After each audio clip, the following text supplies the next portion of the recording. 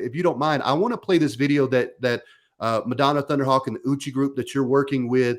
If we could play that video, and then I want to begin to comment on this, because this is a big battle.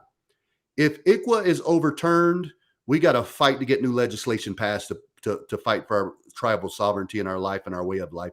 If not, people like you and this wonderful grandmothers group that are fighting for the right for our children and to hold people accountable for the law. I want to talk about that, but if we could, let's show this video right now about the work that's going on the Cheyenne River Reservation. I'm part of Wash-Agia-Naji, Standing Strong Grandmothers Group. One of the main reasons we organized was because of the child welfare issues on our reservation. For example, many grandmothers, young grandmothers and older grandmothers, are raising grandchildren. And many of them have been taking care of these grandchildren for whatever reasons since they were born. But all of a sudden, when it comes to court, the grandparent or the family member who's raising them and has been raising them has no standing. I have grandkids and great-grandkids, but I'm really in for that kids that been sending up to our reservation. Grandkids call crying and they don't want to live there. They want to be with their own grandparents, and they don't know how long they're going to wait. Just like me, I don't know how long I'm going to wait.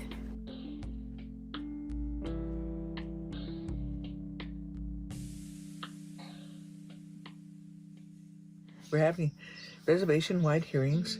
We've got the support of the tribal council as well as the tribal chairman. So come September, we'll have our findings documented, and we'll be requesting that the tribal government establish a child welfare department. We, because we've talked about it in our group, grandmothers group, we see it as a multi-service department with all the wraparound services for that child, for their life, which means their family is included. Because in our way, you help that person, you help that family for the sake of that child.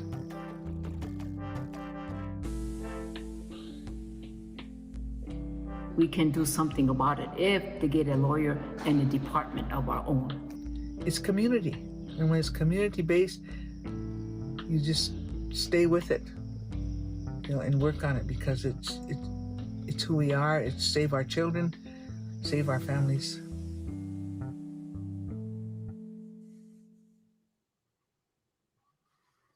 Decora, I'm not a overly emotional person. I feel it, but my emotions don't normally pour outwardly. It's that mechanism of protection so many of us have had to build around our own lives.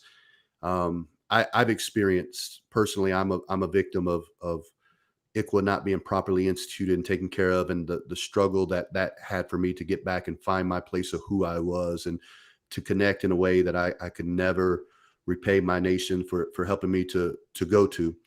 But I want to say this, Decora, if you could you share just, I know there's a little bit in there, as I think about those testimonies we heard and the experiences and the from abuse, neglect, all the things that happened once they were removed from our communities and our people. Can you share just a little bit, first of all, about what you and the grandmother group are doing in Cheyenne River, and some of the obstacles that you see that we have to overcome to help our people really go forward and strive?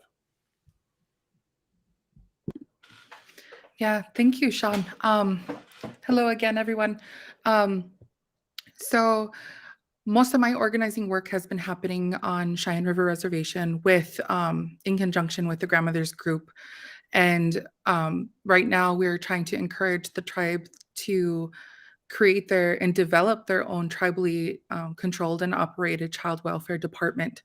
And this particular issue with ICWA being challenged, it's really important that Indigenous nations take into consideration that they should definitely take control and take power of decision-making on what happens with our Indigenous children. Right now, we are currently collecting testimony.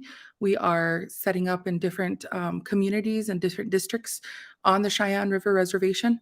And we are holding these hearings where individuals are able to come to us and tell us their personal experiences that they've had when dealing with the Department of Social Services in regards to their children and their grandchildren. One of the main things that I'm seeing is, there's just a total separation when it comes to state standards and cultural practices, right? And these are putting our children in danger because, our cultural practices and our cultural beliefs are not aligning with how the state of South Dakota, how they want to perceive family dynamics.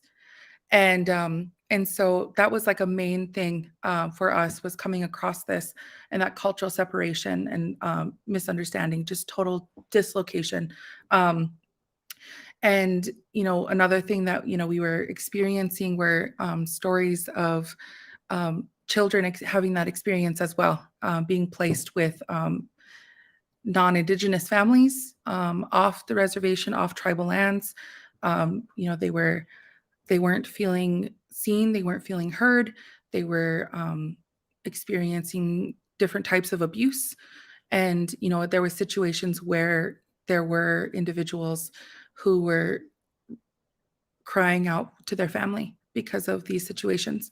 And so collecting this information is really important so we can consolidate it and provide something to tribal council to show them just how much this is needed and just how much having our own Department of Child Welfare will benefit our children, because they'll have the necessary resources that they need in order to thrive. They will have parents and grandparents will have the necessary resources, but then also the opportunity to construct our own set of standards. And what will be the best for our people. And I really appreciate, Shaun, that you used, a quote from Crazy Horse, because that's exactly what I see, and that's what this group sees as the future, is being able to have that self-determination and make those decisions and know what's best for our people and for our children. Hechekla.